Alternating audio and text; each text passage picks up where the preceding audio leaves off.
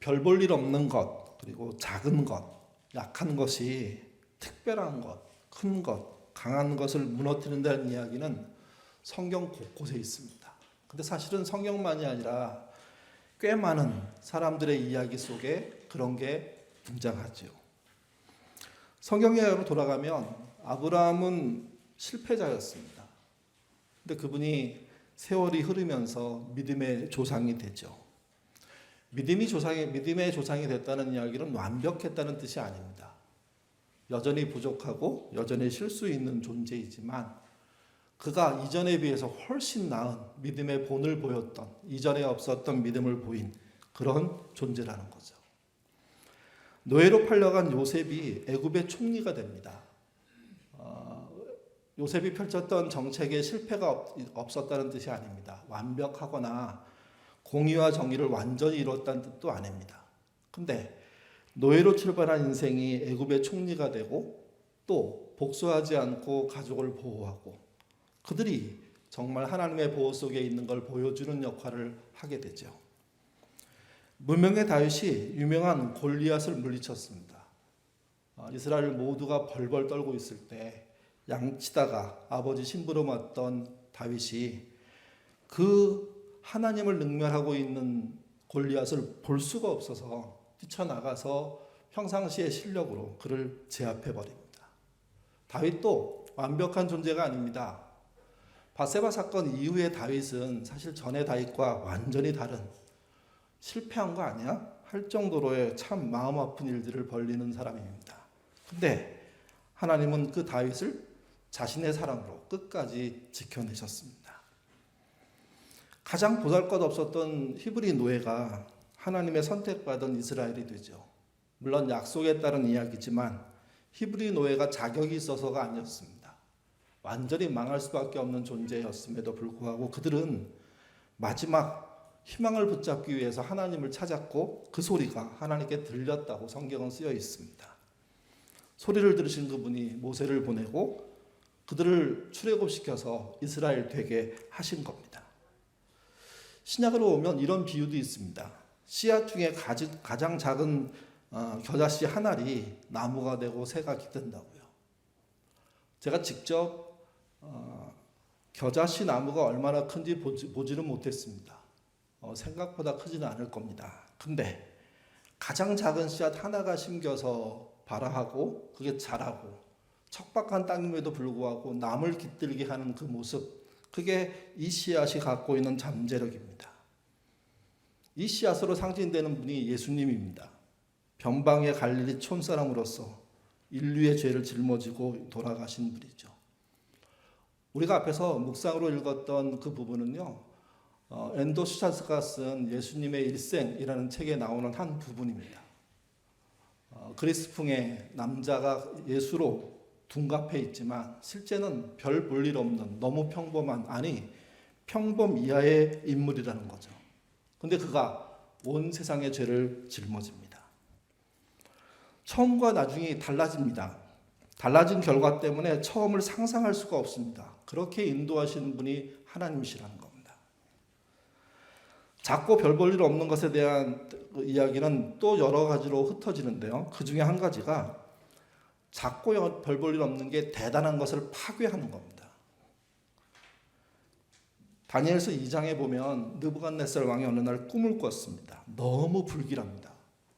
그래서 전국에 있는 박수, 술객, 점쟁이, 그 밖에 관료들을 다 총동원시켜서 내 꿈 알아맞히라고, 그리고 해석해내라고. 어떻게 보면 생떼 같은 이야기인데 그에게는 절박한 이야기였습니다. 그 꿈이 해석되지 않고 알려지지 않으면 관료 모두가 죽을 판입니다. 다니엘이 나섭니다. 하나님께 기도합니다. 그리고 해석을 찾는 정도가 아니라 꿈의 내용까지 확인합니다. 꿈은 이렇습니다. 왕이 큰 신상을 받습니다. 머리는 순금이고 가슴과 두 팔은 은이고 배와 넓적다리는 노치고 그리고 종아리는 쇠고 발은 새와 진흙, 다른 말로 하면 도기로 되어 있는 그런 혼합물의 신입니다. 그 큰 신상이 등장하고 그 이야기를 꿈을 꿨음에도 불구하고 몰랐던 그가 다니엘에 의해서 그 이야기를 듣게 되는 거죠. 문제는 그 다음입니다. 같이 보시죠. 34절, 35절 말씀 읽겠습니다. 또 왕이 보신즉 손대지 아니한 돌이 나와서 신상의 새와 진흙의 발을 쳐서 부서뜨리매 그때 새와 진흙과 녹과 은과 금이 다 부서져 여름 타작마당에 겨같이 되어 바람에 불려간 곳이 없었고 우상을 친 돌은 태산을 이루어 온 세상에 가득하니라. 큰 신상을 구성했던 금, 은, 놋, 쇠, 진흙, 다른 말로 하면 도기는 부의 상징이기도 하지만 당시 이룬 과학의 성과이기도 합니다. 흙 속에 돌 속에 섞여 있는 금을, 은을, 쇠를, 놋을 축출해내고 그것을 순수한 상태로 만들어서 사용했겠죠. 그때는 그 기술이 굉장히 중요한 기술이었고 과학이었습니다. 근데 그 과학적인 총화가 되고 있는 그 신상을 손대지 않은 돌, 그게 등장하더니 한 방에 부숴버립니다. 다니엘의 이야기 속에 이 큰 신상은 그 시대의 모든 것의 집합체인데 손도 대지 않고 자연적으로 있는 것, 다른 말로 하면 하나님이 만드신 것, 그 상태로 존재하는 것, 그것이 그 우상을 한 번에 날려버린다는 거죠. 그래서 손대지 않은 돌은요, 그 뒤에 가면 이렇게 얘기합니다. 우상을 친 돌이라고요. 작고 하찮고 늘 보는 어떤 것이 강력하게 조작되고 만들어진 그 결과들을 한 방에 날려버린다는 이야기가 성경에 존재한다는 겁니다. 손대지 않은 돌, 우상을 친 돌은 뭘까요? 금방 말씀드렸지만 하나님의 의도가 담겨 있는 돌입니다. 하나님이 불러서 쓰시는 돌입니다. 그 돌에 대한 이야기는 세월이 흘러서 예수님께 향하게 되고요. 예수님의 그 능력과 은혜 속에 드러나는 십자가 사건, 그것을 말합니다. 그 십자가가 인류가 지었던 모든 죄의 총화를 한 번에 다 무너뜨리죠. 물론 무너뜨렸다고 해서 모두가 용서를 받아냈다는 뜻은 아닙니다. 주 예수 그리스도를 나의 주로 믿는 자에게 죄 사함이 있다는 이야기는 성경에 쓰여 있기 때문입니다. 그것을 이룬 분이 이사야서에서는, 우리가 아까 읽었던 말씀에서는 고운 모양도 없고 풍채도 없고 흠모할 아름다움이 없고 멸시받고 버림받은 존재라고, 아주 큰 고통과 어려움을 겪고 있는 존재라고 표현되고 있습니다. 그래서 성경은 어떤 의미에서 세상의 능력과 권능들이 만들어낸 결정체를, 그게 죄악에 의한 결정체인데 하나님이 부순다는 이야기입니다. 부수는 것으로 끝나는 게 아니라 다시 세우신다는 거죠. 구약의 이야기의 흐름을 이미 예수님께 향하고 있다는 이야기입니다. 가장 중요한 포인트가 십자가입니다. 아담으로부터 시작된 인류의 죄악이 십자가에서 이제 해결된다는 이야기로 얘기가 전개됩니다. 문제는 이겁니다. 많은 신앙인들이 이 십자가에 멈춰 있습니다. 받은 은혜만 가지고 생각하고 있습니다. 근데 예수님이 말한 구원은요, 십자가에서 끝나는 게 아닙니다. 태어남이 시작이라면 십자가도 과정입니다. 부활을 지나서 승천과 재림을 향해 가야 됩니다. 그러니까 십자가는 그분이 하신 사건 중에 하나인 거죠. 보통 십자가 그 이후의 사건에 대해서는 다들 믿는다는 정도의 표현을 합니다. 근데 그게 그걸로 부족하다는 겁니다. 어떤 분은 그렇게 표현하더라고요. 부활을 십자가의 1+1이라고. 자기가 예수 그리스도의 십자가를 믿으면 부활도 저절로 믿는 거라고. 그렇지 않습니다. 십자가의 은혜를 믿는 분이요, 부활을 안 믿을 수도 있고요. 십자가의 은혜를 믿는 분이 재림, 승천 이런 거 안 믿을 수도 있습니다. 그렇기 때문에 믿음 안에서 확인될 게 있습니다. 십자가와 부활로 이어지는 그 믿음이 나에게 있느냐, 그게 의미가 있는 것이고 그게 우리의 신앙을 바르게 세우게 된다는 거죠. 십자가의 그 능력만 믿게 되면 사실은 그 믿음은요, 건방져집니다. 겸손해지거나 무언가 의미 있게 쓰이기보다는 그렇게 받을 만한 자격이 있기 때문에 내가 받았지 하는 착각도 일으킵니다. 그렇기 때문에 그 십자가를 넘어서는 부활로 향하는 믿음이 필요하다는 이야기입니다. 같이 보시죠. 고린도전서 15장 13절에서 19절입니다. 왜 부활이 중요한지 읽어보겠습니다. 만일 죽은 자의 부활이 없으면 그리스도도 다시 살아나지 못하였으리라. 그리스도께서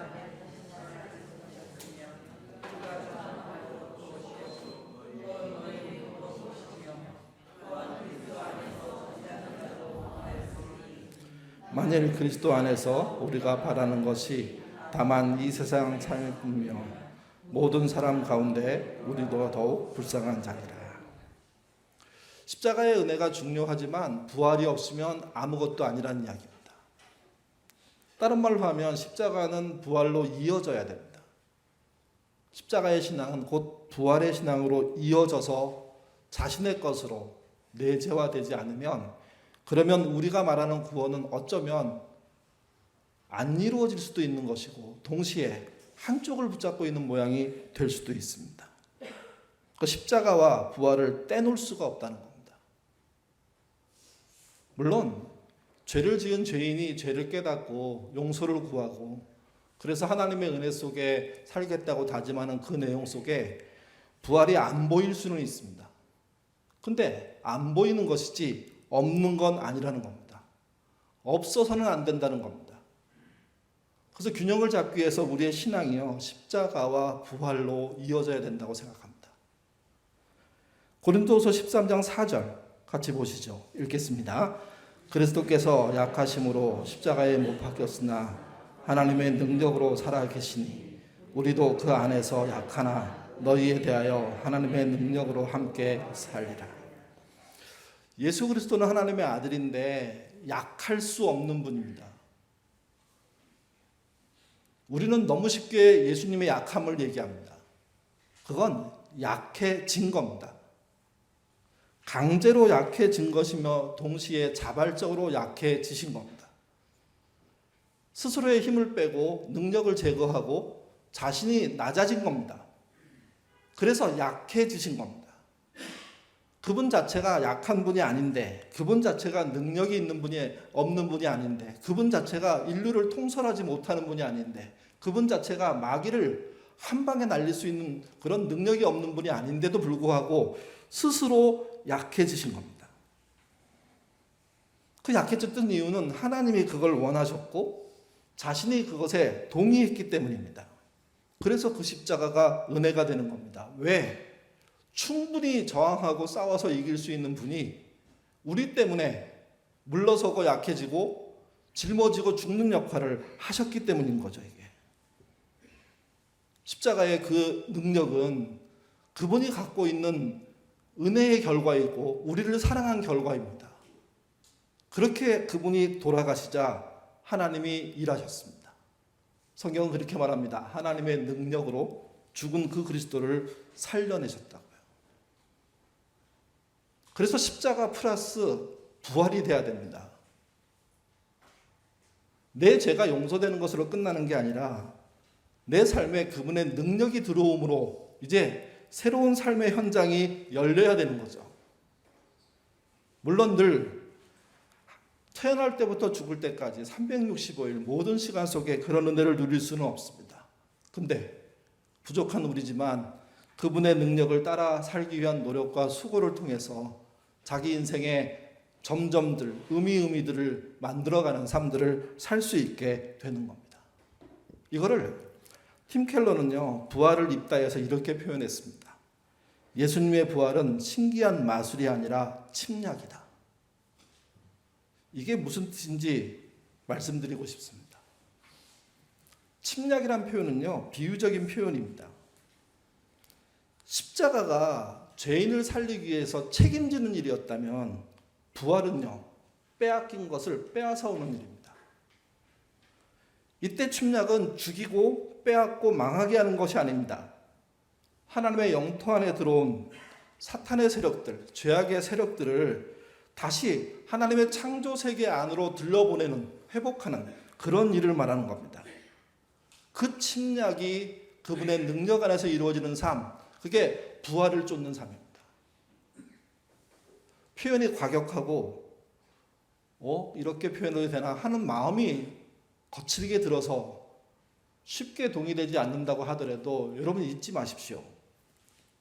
십자가는 그 분이 책임져줘서 그 은혜로 구원의 길에 들어서는 것이고, 부활은 하나님의 능력을 힘입은 자로서 다시 일어서는 겁니다. 그리고 세상을 향해서 침략의 역할을 감당하는 겁니다.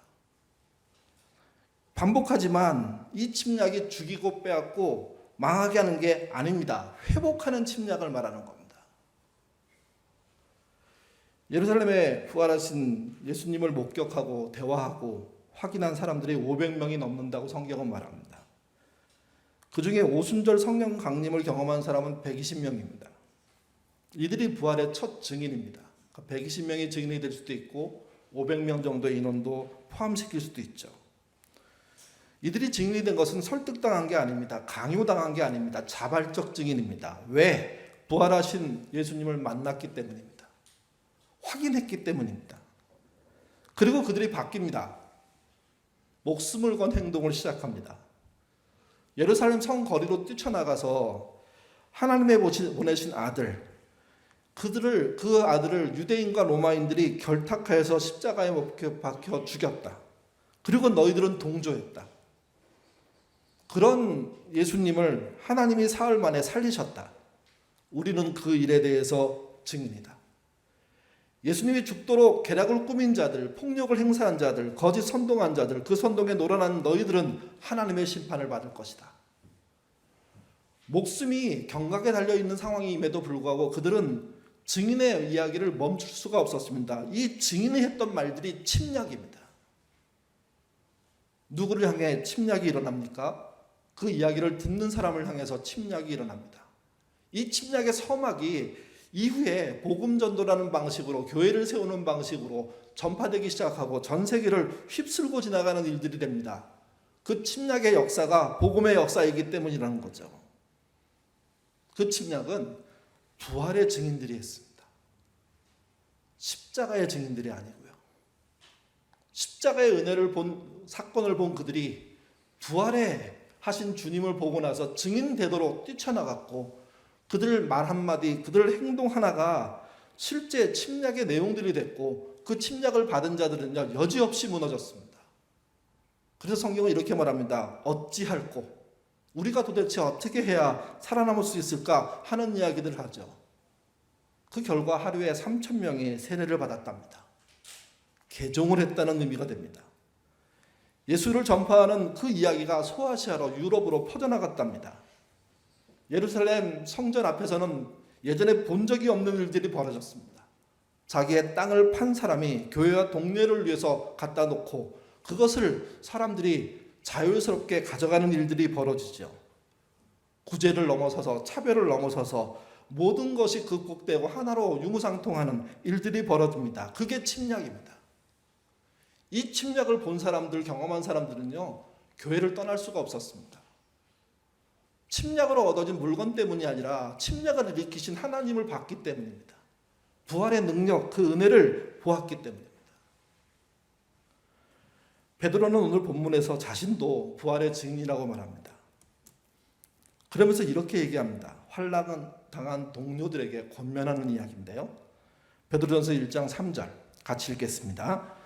우리 주 예수 그리스도의 아버지 하나님을 찬송하리로다. 그의 많으신 긍휼대로 예수 그리스도를 죽은 자 가운데서 부활하게 하심으로 말미암아 우리를 거듭나게 하사 산 소망이 있게 하시며. 침략의 결과는 산 소망입니다. 산 소망이란 말을 메시지는요 새로운 생명이라고 얘기했습니다. 새 생명. 이 새 생명은 영원한 생명인 동시에 지금 새로운 생명입니다. 생명감과 생생함들을 다시 누리고 살 수 있도록 그분이 이끌어 주신다는 거죠.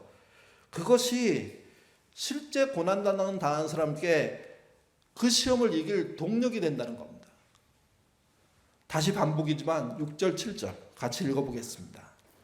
그러므로 너희가 이제 여러 가지 시험으로 말미암아 잠깐 근심하게 되지 않을 수 없으나 오히려 크게 기뻐하는도다. 너희 믿음의 확실함은 불로 연단하여도 없어질 금보다 더 귀하여 예수 그리스도께서 나타나실 때에 칭찬과 영광과 존귀를 얻게 할 것이니라. 여러 가지 시험을 당하는 일은 사람이면 피할 수 없는 일입니다. 근심할 수밖에 없습니다. 근데 오히려 크게 기뻐한답니다. 이 말을 줄이면 이런 말이 됩니다. 시험 현장에서 기쁨의 결과를 바라본다는 거죠. 주님이 그렇게 하셨습니다. 베드로를 용서하시고 그래서 내 양 치라 이렇게 말씀하신 그런 자리에서 베드로가 어떻게 죽을지를 아셨습니다. 주님의 시선에서는 베드로는 못 보지만 그가 어떤 방향과 어떤 삶을 살다가 어떤 끝을 맞이할지 알고 있어서 그것을 집약적으로 표현한 말씀을 남겨주십니다. 결국 베드로는 십자가에 거꾸로 못 박혀 죽었다는 이야기를 저희가 알고 있습니다. 그 이야기를 그분은 보셨다는 겁니다. 우리는 우리의 미래에 어떻게 내가 죽을지 알 수 없습니다. 근데 볼 수 있는 게 있습니다. 고난과 시험의 현장에서 기쁨의 결과라는 걸 볼 수 있습니다. 지금은 미약하고 나약하지만 그러나 나아진 삶의 결과들을 볼 수 있습니다. 그렇기 때문에 우리에게 산 소망이 생기는 겁니다. 세상을 따른 소망이 아니라, 세상에 주는 소망이 아니라, 또 불연단을 받으면서 하나님의 칭찬을 바라봅니다. 고통이 없다는 뜻이 아니죠. 고통이 설렁설렁 피해간다는 뜻이 아닙니다. 고통은 중대하고 심각하고 예외 없이 나를 어렵게 만들지만 부활의 소망을 믿는, 그 능력을 믿는 사람은요, 그분을 바라보니 그분의 칭찬이 보이고 그분께 영광이 되는 그 모습들이 보이기 때문에 견디게 된다는 겁니다. 그게 침략의 내용이라는 겁니다. 너는 왜 항상 웃니? 슬퍼도 눈물 나도. 어렸을 때 부른 찬양 속에 이 가사는 그 당시에 무슨 소리인지 잘 모르는 이야기였는데 베드로의 이야기 속에 이 이야기들이 들어있습니다. 인생의 질곡 속에 있음에도 불구하고 포기치 않고 기쁨의 결과를 바라보고 더 나은 결과를 바라보고 그리고 하나님이 주시는 칭찬을 기대하며 견디는 삶, 이게 침략이라는 겁니다. 문제는 이겁니다. 교회가 이런 침략을 하지 않으려고 합니다. 이런 침략을 불편해합니다. 이런 침략을 얘기하면 교회가 싸늘해집니다. 좀 더 심하게 말씀드리면 안 모입니다. 무조건 잘 되고 과정도 좋고 결과도 좋고 심지어 한 걸음 더 나가면 내 마음대로 되고 이런 식의 성과를 얘기해야지 주님이 원하시는 방식의 침략을 우리가 해야 된다라고 얘기하면 다들 헉 하고 멈추는 게 우리의 모습이라는 거죠. 근데 잊지 마십시오. 우리의 방법이 잘못되면 우리의 결과는 하나님이 원하시는 일이 될 수가 없습니다. 우리가 제대로 침략하고 들어갈 일들을 해내지 못하면, 하려고 애쓰지 못하면, 완료했다는 뜻이 아니라 그 과정 속에 우리가 들어가지 않으면 우리들은요, 그 기쁨의 결과에 대해서 예외가 되는 일들 속에 빠질 수 있다는 겁니다. 물론 하나님은 부족한 자의 열심을 보십니다. 그리고 당신의 은혜를 더하시고 능력을 더하십니다. 그렇기 때문에 어떤 경우에서는 내가 50을 했지만 하나님의 은혜에 50으로 채워지는 역사가 있을 수 있죠. 아니, 있습니다. 그때 더 중요한 건 우리가 제대로 된 침략을 하느냐 하는 겁니다. 신자는 가난하지만 가난에 짓눌려 살지 않고 부활하신 그리스도 안에서 적은 월급에도 떳떳하고 이웃과 함께하는 삶으로 세상을 침략합니다. 신자는 약하고 병들었지만 억지로 살거나 비굴하게 살지 않고 그리스도를 부활시킨 하나님의 능력 안에서 당당하게 죽음을 두려워하지 않고 생명의 존엄을 지키고 오히려 천국을 기대하는 그 방식으로 세상에 침략합니다. 신자는 부정과 부패한 땅에 살지만 타협하지 않고 죄악의 주동자는 물론 조력자로 살지 않고 성령의 이끄심을 따라 부정과 부패에 참여하지 않고 건강하게 살 수 있음을 보여주고 선한 영향을 보임으로 세상을 침략해야 되는 겁니다. 이 침략의 시작이 부활입니다. 그 부활에 하나님의 능력이 있다는 거죠. 그래서 우리 내가 받은 은혜에만 매몰되지 말고 그 은혜를 통해서 나에게 능력을 주신 하나님의 그 능력을 제대로 쓰는 삶을 사셔야 됩니다. 그게 부활절의 의미고 그게 주님이 십자가의 고난을 당한 이유 아닐까요? 우리의 평안과 우리가 원하는 그런 성과를 이루는 목표만으로 포장된 신앙이 아니라 그분의 능력으로 세상에 침략해 들어가는 그 신앙 우리에게 필요하죠. 그래서 십자가를 지나 부활로 가셔야 됩니다. 십자가와 부활이 하나임을 알고 받은 은혜와 또 받은 은혜를 통해서 주신 그분의 능력을 내 삶 속으로 들어 놓으시는 그런 저와 여러분 예인교회 되시기를 주님의 이름으로 부탁드립니다. 기도하겠습니다. 우리는 늘 예수님을 믿는 것을 예수님이 주신 은혜를 받는 것만으로 생각합니다. 그래서 우리의 신앙들은 왜소해집니다. 제대로 침투할 수 없는, 힘없는, 능력 없는 그런 모습일 때가 많습니다. 침략의 삶을 살라고 말했을 때 이 삶에 대한 이야기를 하면 늘 바쁘고 늘 분주하고 늘 쉴 수 없고 늘 고통 속에 살 수밖에 없는 것이 연상됩니다. 그러나 그런 것만은 아닙니다. 우리가 누리는 문화적인 혜택들, 평안들, 또 여유들, 이것도 다 포함되는 이야기입니다. 우리가 세상 사람들과 똑같이 쉬는 것 같지만 다르게 쉴 수 있고, 세상 사람처럼 똑같이 먹지만 다르게 먹을 수 있으며, 세상 사람들처럼 정말 누리고 사는 모습을 보일 수 있지만 그 누림이 세상과 다른 이유와 목적과 방향을 갖게 되는 삶을 말하는 겁니다. 세상에 다름을 보여줄 수 있는 그 침략적인 신앙, 그것이 부활을 일으키신 하나님의 능력으로부터 온다는 사실을 알게 하시고 우리가 그 능력을 배우고 따라가는 신자 될 수 있도록 인도하여 주옵소서. 가난하지만 당당하게 살게 도와주시고 고난 중에 있지만 끌려다니지 않게 하시며 정말 할 수 있는 능력이 있을 때 오히려 더 정도를 걸어서 천천히 갈 줄 아는 믿음의 교회, 믿음의 신자 되는 우리가 되도록 인도하여 주옵소서. 예인교회가 처음 민주적인 교회를 하겠다고 얘기했을 때 그 길은 길 없는 길이었습니다. 그 길을 더듬듯 한 걸음 한 걸음 안개 속에 벼락을 걷듯 그렇게 간 것 같습니다. 잘 한 것보다는 못한 게 많고 이룬 것보다는 아직도 여전히 과정 중이고 별 볼 일 없지만 그 가려는 노력이 우리의 교회를 만들었음은 잊을 수가 없습니다.